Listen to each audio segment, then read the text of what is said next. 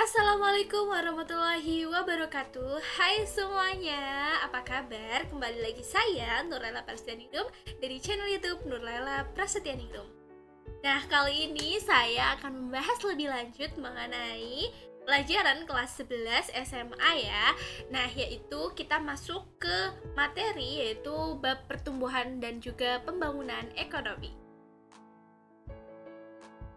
yaitu dengan kompetensi dasar 3.2 menganalisis konsep pertumbuhan ekonomi dan pembangunan ekonomi serta permasalahan dan cara mengatasinya. Lalu KD 4.2 yaitu menyajikan hasil temuan permasalahan pertumbuhan ekonomi dan pembangunan ekonomi serta cara mengatasinya. Kita masuk ke peta konsep ya. Nah, pertumbuhan dan juga pembangunan ekonomi kita akan menggali secara lebih detail lagi ya. Yang pertama ini adalah pengertian dan teori pertumbuhan ekonomi. Yang kedua adalah cara mengukur pertumbuhan ekonomi. Yang ketiga, pengertian pembangunan ekonomi. Yang keempat, perbedaan pembangunan ekonomi dan pertumbuhan ekonomi. Kemudian nanti yang kelima adalah perencanaan pembangunan ekonomi. Dan yang keenam, faktor-faktor yang mempengaruhi pembangunan ekonomi. Yang ketujuh, permasalahan pembangunan ekonomi di negara berkembang. Serta yang terakhir adalah kebijakan dan strategi pembangunan serta indikator keberhasilannya. Yaitu dengan tujuan pembelajaran yang pertama adalah menjelaskan pengertian dan teori dari pertumbuhan ekonomi. Yang kedua, mendeskripsikan bagaimana sih cara mengukur pertumbuhan ekonomi. Yang ketiga, menjelaskan pengertian pembangunan ekonomi. Yang keempat, menganalisis perbedaan dari pembangunan ekonomi dan juga pertumbuhan ekonomi. Lalu yang selanjutnya, yang kelima itu adalah menjelaskan perencanaan pembangunan ekonomi. Yang keenam, menjelaskan faktor-faktor yang mempengaruhi pembangunan ekonomi. Dan yang ketujuh, ini adalah menganalisis permasalahan apa saja pembangunan ekonomi di negara berkembang. Dan yang terakhir, mendeskripsikan kebijakan dan strategi pembangunan serta indikator keberhasilannya. Nah, sekarang kita masuk ke yang pertama, yaitu pengertian dari pertumbuhan ekonomi. Nah, pertumbuhan ekonomi adalah sebuah keadaan di mana terjadi kenaikan PDB suatu negara tanpa memandang nih apakah kenaikan tersebut lebih besar atau lebih kecil dari tingkat. Nah, di sini maksudnya adalah pertumbuhan ekonomi ini adalah sebuah proses perubahan gitu ya. Kondisi perekonomian sebuah negara secara berkesinambungan menuju keadaan yang pastinya lebih baik gitu selama periode tertentu. Jika pertumbuhan ekonomi kita bisa artikan dengan yang lainnya, di sini merupakan sebuah proses yaitu kenaikan kapasitas produksi suatu perekonomian negara gitu ya, yang diwujudkan di sini dalam bentuk kenaikan pendapatan nasional. Jadi kita korelasikan dengan pendapatan nasional yang sudah kita pelajari sebelumnya. Pertumbuhan ekonomi juga menunjukkan adanya pertumbuhan gitu ya, pertumbuhan barang dan juga jasa di suatu wilayah perekonomian dalam salah waktu tertentu.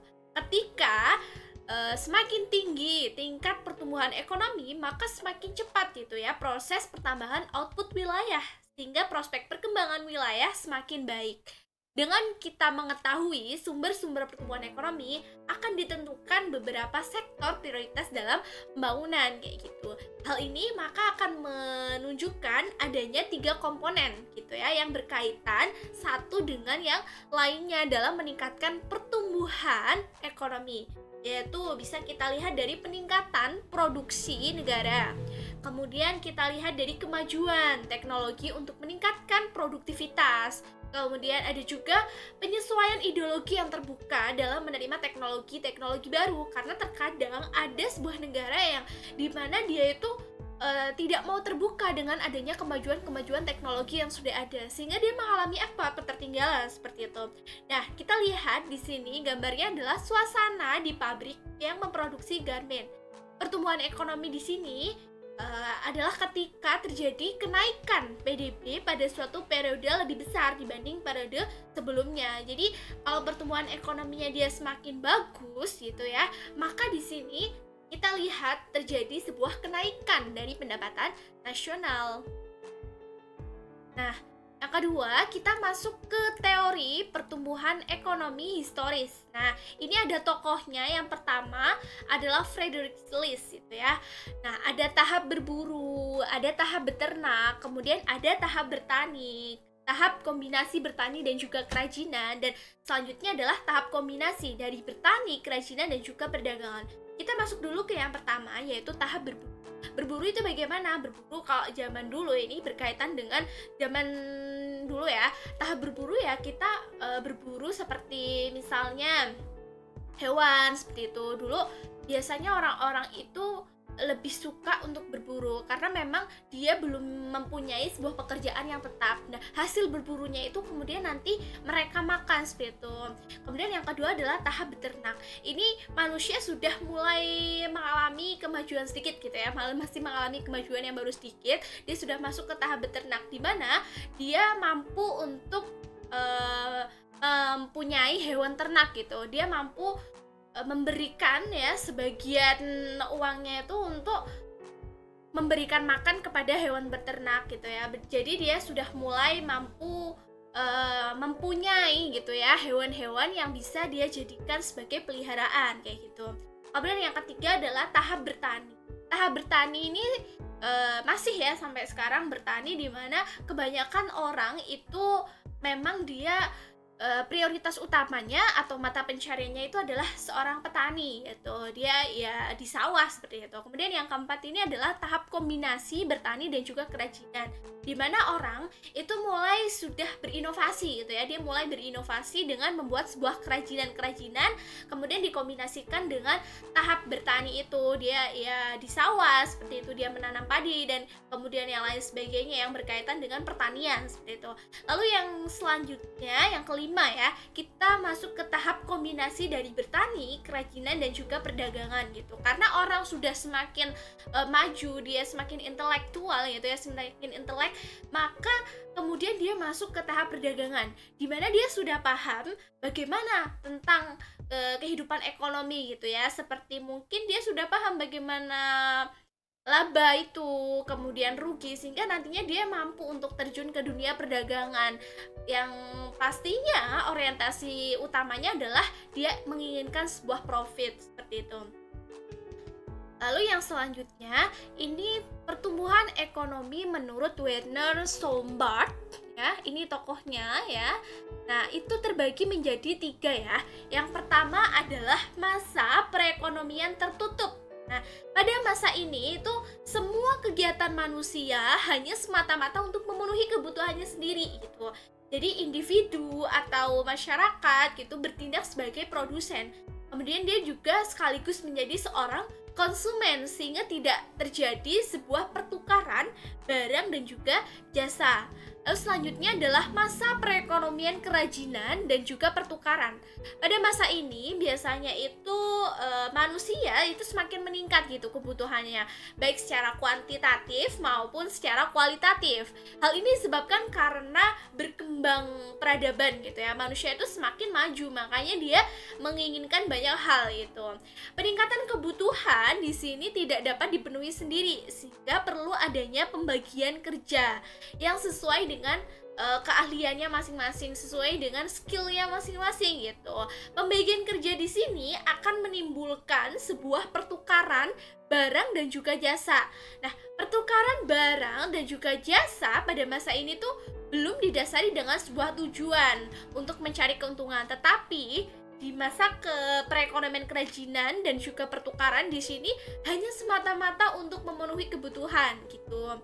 Nah, di mana kita akan melihat beberapa ciri dari masa perekonomian kerajinan dan pertukaran ya, adik-adik. Di mana yang pertama di sini kalau misalnya kita lihat masa perekonomian kerajinan dan juga pertukaran, itu meningkatnya kebutuhan manusia seperti yang tadi, karena manusia itu semakin beradab gitu.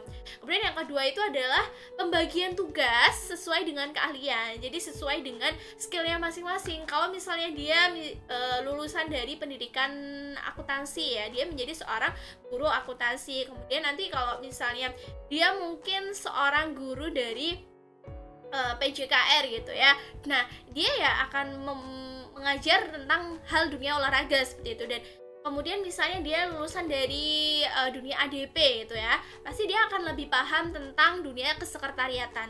Jadi emang disesuaikan dengan tugasnya, skillnya dia masing-masing seperti itu.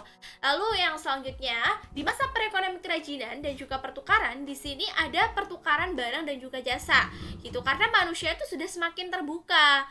Kemudian ada pertukaran belum didasari profit motive gitu, maksudnya belum atas dasar keuntungan gitu.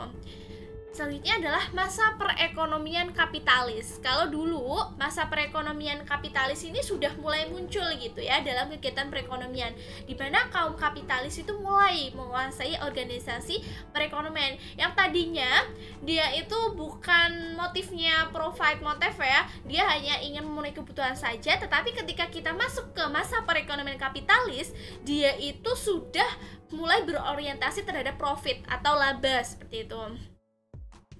Dimana di masa perekonomian kapitalis itu nanti akan terbagi lagi ya menjadi 4 gitu. Ada zaman kapitalis purba. Itu biasanya ciri-cirinya itu perekonomian dilakukan untuk mencapai kebutuhan, kemudian hubungannya itu lebih sifatnya kekeluargaan gitu, jadi masih kayak adat istiadat seperti itu. Kemudian kehidupan ekonominya itu masih bersifat statis, dan juga kehidupan ekonomi mereka masih bergantung dengan dunia sektor pertanian seperti itu kalau zaman kapitalis purba. Jadi nanti dibagi lagi jadi 4 ya. Yang kedua, ini kita masuk ke zaman kapitalis madya atau mulai fruh kapitalis gitu ya. Nah, ini ditandai dengan tujuan kegiatan ekonominya itu sudah untuk mencari keuntungan. Kemudian hubungan masyarakatnya itu udah mulai bebas. Jadi dia bebas untuk melakukan kegiatan perekonomian apapun. Lanjut kita muncul akan sifat individualis gitu ya, manusia sudah mulai individual, kemudian kehidupan ekonominya itu sudah berjalan mulai dinamis. Kalau yang dulunya itu stagnan, kemudian mulai dinamis seperti itu. Kemudian muncul jenis pekerjaan baru, misalnya seorang pedagang. Kalau dulu itu masih petani seperti itu. Kemudian nanti ke zaman yang ketiga ya, ada zaman kapitalis raya atau Hoch kapitalis. Ini ditandai dengan tumbuh kaum kapitalis yang dimana dia itu memiliki faktor-faktor produksi. Lalu yang kedua, ini produksi dilakukan secara massal dengan menggunakan alat-alat modern karena mereka memang sudah mengenal adanya teknologi-teknologi. Lalu yang selanjutnya ini adalah timbul monopoli, karena mereka semakin individual, otomatis akan timbul orang-orang yang memang ingin menguasai gitu ya, menguasai, dan kemudian timbullah persaingan yang tidak sehat. Dan selanjutnya ini adalah terjadi eksploitasi terhadap buruh oleh majikan gitu. Dan yang terakhir, kita masuk ke zaman kapitalis akhir atau smart kapitalis. Nah, ini ditandai dengan beberapa ciri-ciri. Yang pertama nih, muncul usaha untuk lebih mementingkan kesejahteraan bersama daripada kepentingan individu secara adil. Nah, di sini karena masyarakatnya emang sudah merasa dia itu dewasa seperti itu ya, mereka itu paham bahwasanya tujuan utamanya itu adalah untuk kesejahteraan kita bareng-bareng, bukan hanya untuk individu semata gitu. Lalu yang kedua, ini mulai ada campur tangan pihak pemerintah. Tujuannya apa? Pemerintah berusaha untuk campur tangan agar nantinya distribusi pendapatannya itu secara merata, secara adil seperti itu. Lalu yang terakhir, ini hilangnya para majikan besar, karena memang di sini mereka sudah paham gitu akan adanya rules, kebijakan dari pemerintah, makanya hilang adanya para majikan-majikan yang besar itu. Mereka sudah mulai memberdayakan dengan baik dengan para buruhnya itu. Lalu selanjutnya kita masuk ke pertumbuhan ekonomi menurut Walt Whitman Rostow ya adik-adik. Di sini terbagi menjadi 5 ya. Walt Whitman Rostow itu dalam sebuah bukunya The Stage of Economic Growth itu berpendapat kalau tahapan dalam pertumbuhan ekonomi itu ada 5. Yang pertama adalah perekonomian tradisional ya adik-adik ya.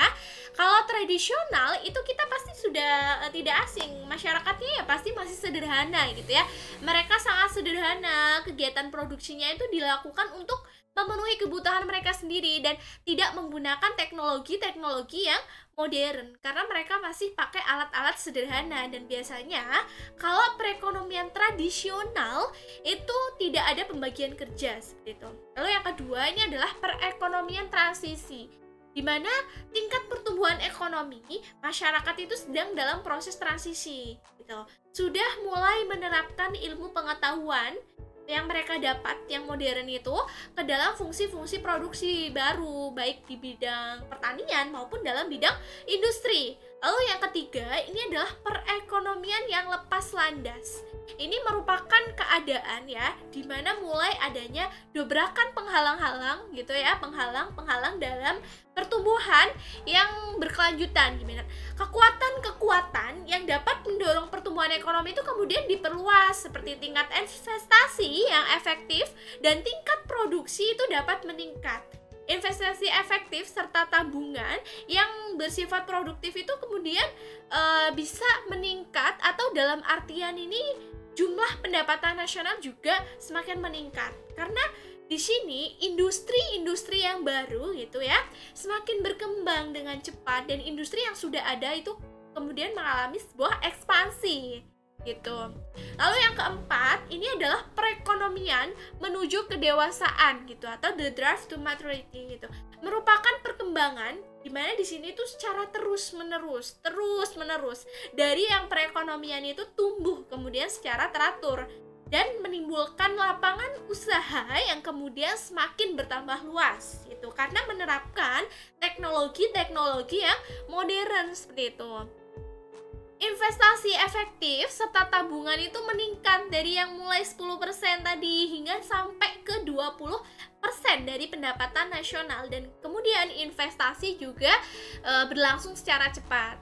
Lalu yang terakhir, ini adalah perekonomian dengan tingkat konsumsi yang tinggi, di mana sektor-sektor industri ini sudah mampu menjadi pemimpin gitu, atau yang leading sector gitu. Mereka bergerak ke arah produksi barang-barang konsumsi yang memang tahan lama dan juga sudah merambah ke sektor jasa.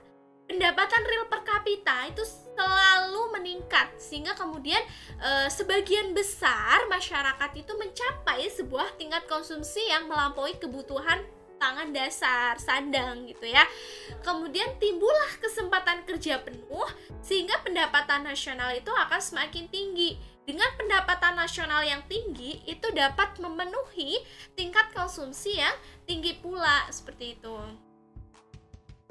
Lalu selanjutnya ini adalah teori pertumbuhan ekonomi klasik menurut Adam Smith ya. Ini tokohnya ya, nggak asing ya adik-adik ya, kalau anak ekonomi pasti paham gitu ya. Adam Smith. Yang pertama ini adalah pertumbuhan produksi ditentukan oleh sumber daya alam, sumber daya manusia, dan juga sumber daya modal. Pertumbuhan penduduk menurut Adam Smith itu akan mendorong pertumbuhan ekonomi, di mana teori Adam Smith ini beranggapan jika pertumbuhan ekonomi sebenarnya itu bertumpu pada adanya pertambahan penduduk. Dengan adanya pertambahan penduduk, maka akan terdapat pertambahan output atau hasil. Teori Adam Smith ini tertuang dalam bukunya yang berjudul An Inquiry into the Nature and Causes of Wealth of Nation. Itu bukunya Adam Smith yang menjelaskan bahwasanya pertumbuhan ekonomi itu sebetulnya bertumpu dengan adanya pertambahan penduduk, seperti itu. Lalu yang kedua, ini adalah David Ricardo ya.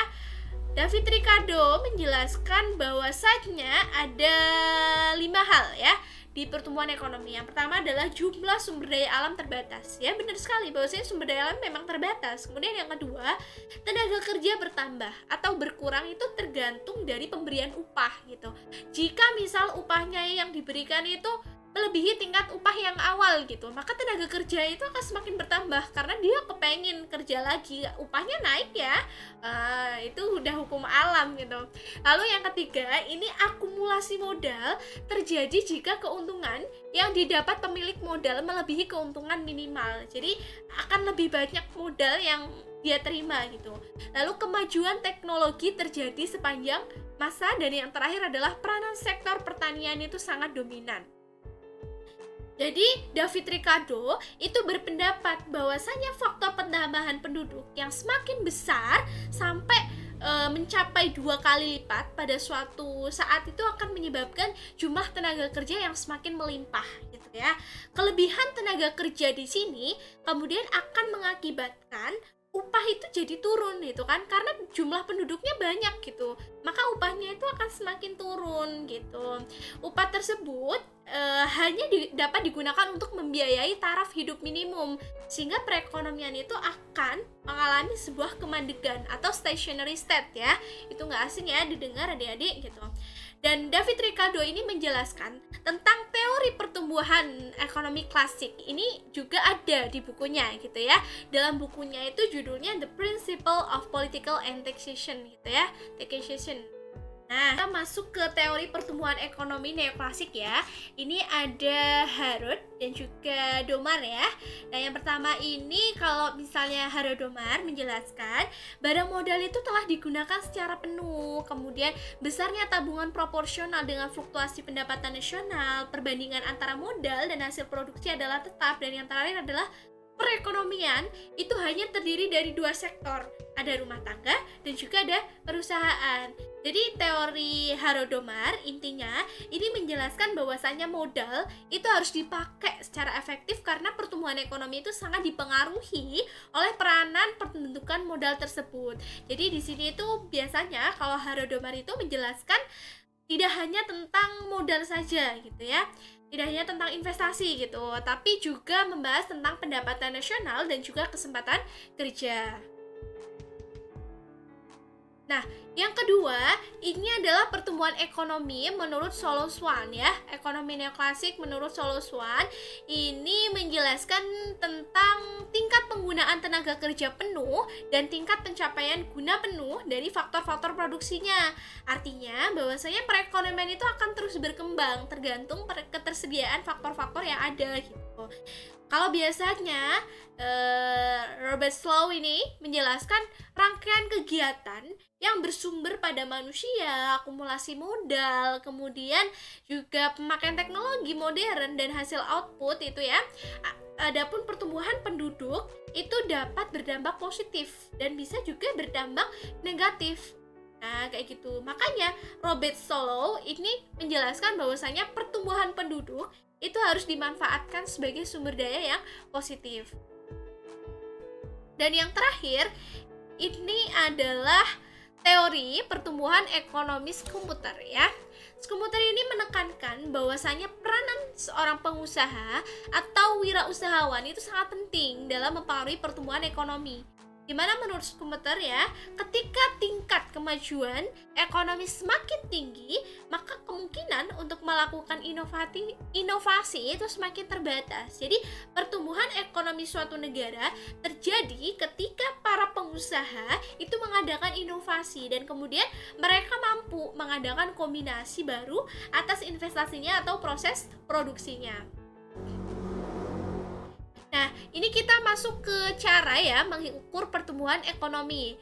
Nah, yang pertama rumusnya ini adalah PDBRT minus PDBRT minus 1 dikali 100 per PDBRT minus 1. Maksudnya apa nih? Kita masuk bahwasanya pertumbuhan ekonomi atau PT itu ya, pertumbuhan ekonomi itu sama dengan PDBRT, itu maksudnya adalah GNP yang tahunnya sekarang nanti kita kurangkan dengan GNP yang tahun lalu. Minus 1 itu maksudnya tahun lalu per GNP-nya yang tahun lalu kemudian kita kalikan 100 seperti itu. Jadi yang GNP-nya tahun sekarang kita kurangkan, ini ya PDBRT minus 1, kita kurangkan dengan yang tahun lalu, kemudian dibagi yang GNP tahun lalu, kita kalikan dengan 100%, gitu ya. Nah, ini juga berlaku bahwasannya diperoleh informasi nilai GDP. Nah, itu nggak hanya GNP ya, bisa GDP juga.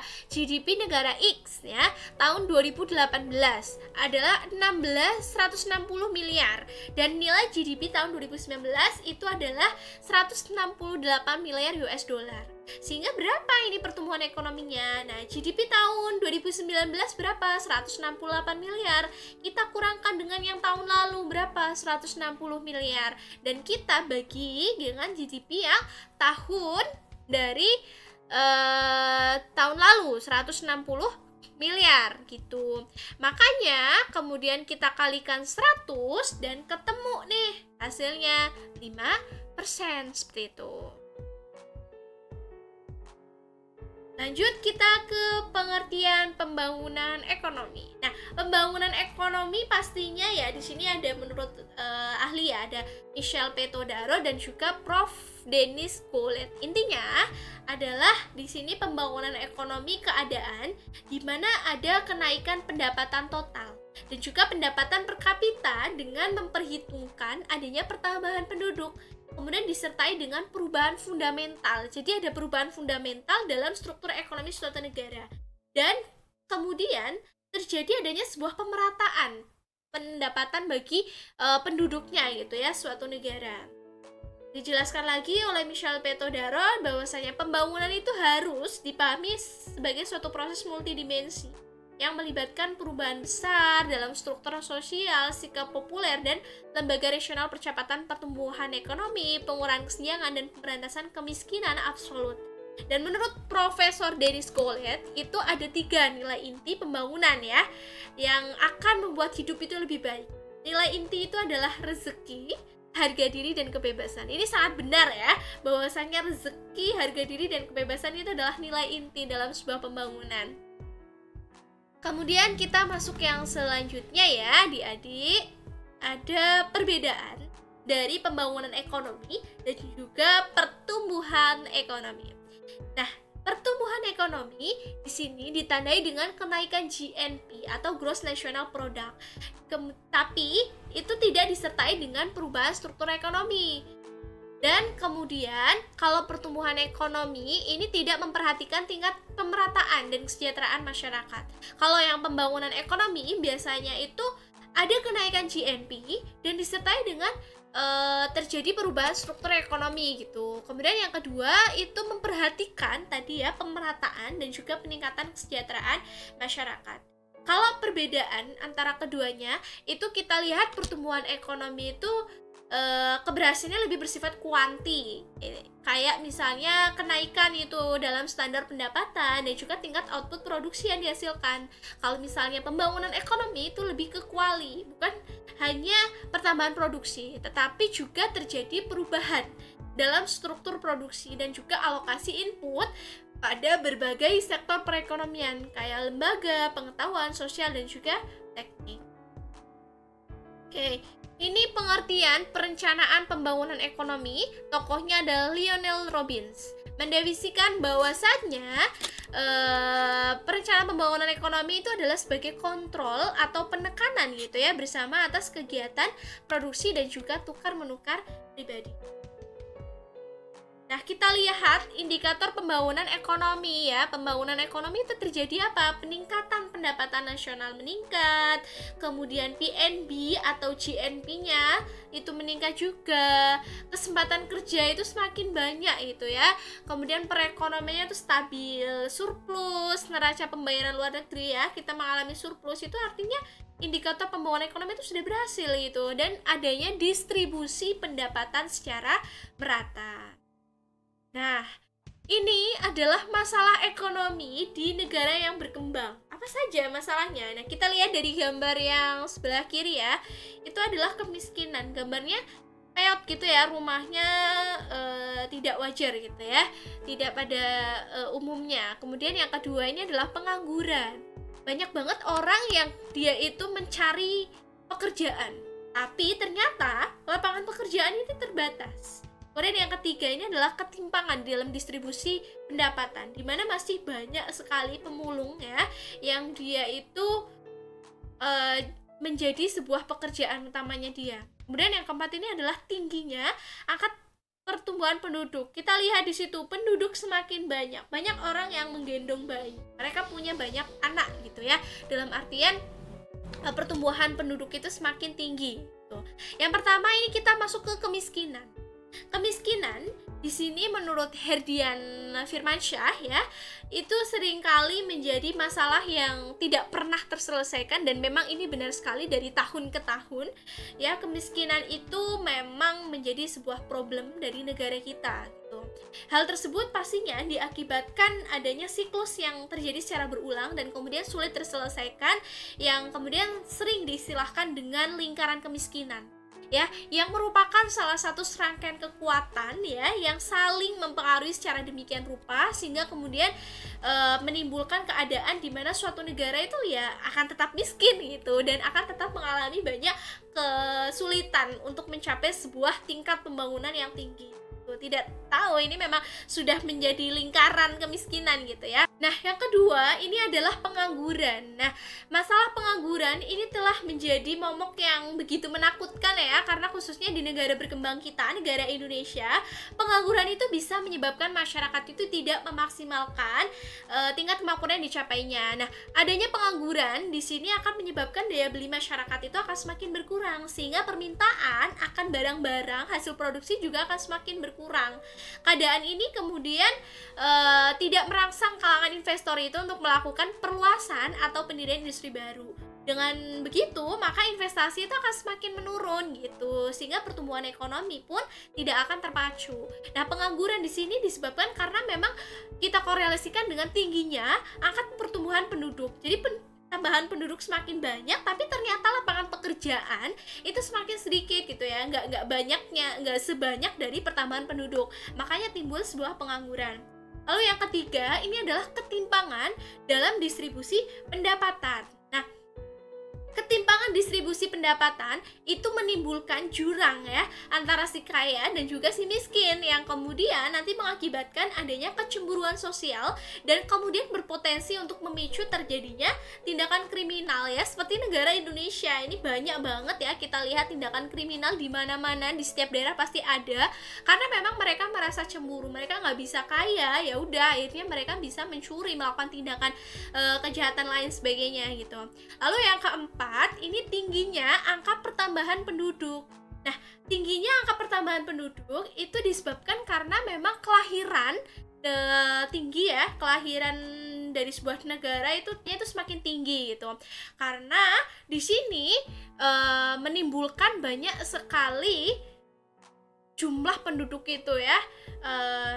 Di sini pastinya ya ada sebuah anggapan-anggapan yang menimbulkan angka pertumbuhan penduduk yang tinggi. Pasti sepertinya kayak misalnya kita lihat ya, tinggi angka kelahiran itu disebabkan karena saat ini tuh banyak sekali pernikahan dini yang kemudian pastinya mengakibatkan kehamilan dini secara pula, dan kemudian ada anggapan bahwasanya banyak anak banyak rezeki gitu ya. Nah, itu merupakan penetrasi atau yang mendorong gitu ya tingginya angka pertambahan penduduk. Nah, ini adalah kebijakan dan juga strategi pembangunan serta indikator keberhasilannya. Kebijakan dan strategi pembangunan, bahwasanya visi pembangunan nasional tahun 2005 sampai 2025 adalah Indonesia mampu menjadi bangsa yang mandiri, maju, adil dan juga makmur. Sementara misinya itu terbagi lagi. Yang pertama adalah mewujudkan masyarakat yang berakhlak mulia, bermoral, beretika, berbudaya, dan beradab berdasarkan falsafah Pancasila. Yang kedua adalah mewujudkan bangsa yang berdaya saing, kemudian mewujudkan masyarakat demokratis berlandaskan hukum, mewujudkan Indonesia aman, damai, dan bersatu, dan mewujudkan pemerataan pembangunan dan berkeadilan, mewujudkan Indonesia yang asri dan lestari, mewujudkan Indonesia menjadi negara kepulauan yang mandiri, maju, kuat, dan berbasiskan kepentingan nasional, serta yang terakhir adalah mewujudkan Indonesia berperan penting dalam pergaulan dunia internasional. Nah, pastinya ketika kita berusaha untuk mencapai visi dan misi ini, ada beberapa strategi gitu ya dalam pembangunan ekonomi seperti itu.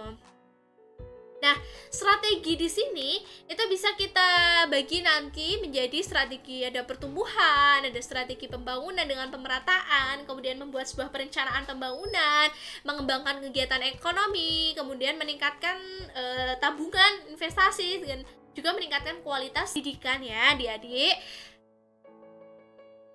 Nah, kita masuk ke rencana pembangunan jangka menengah 2005 sampai 2025. Tapi kita masuk dulu sistem perencanaan pembangunan gitu ya.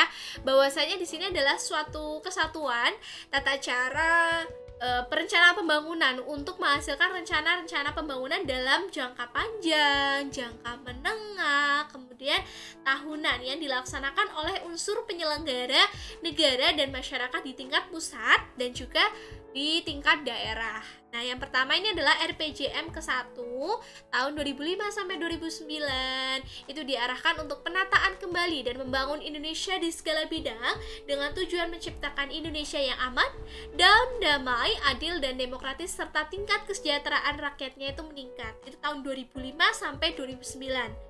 Dan kemudian nanti RPJM kedua itu tahun 2010 sampai 2014 ya, udah tahun yang lalu ya, ditujukan dalam pemantapan penataan kembali Indonesia di segala bidang yang menekankan pada peningkatan kualitas sumber daya manusianya dan juga mendorong adanya kemampuan iptek serta penguatan daya saing perekonomian.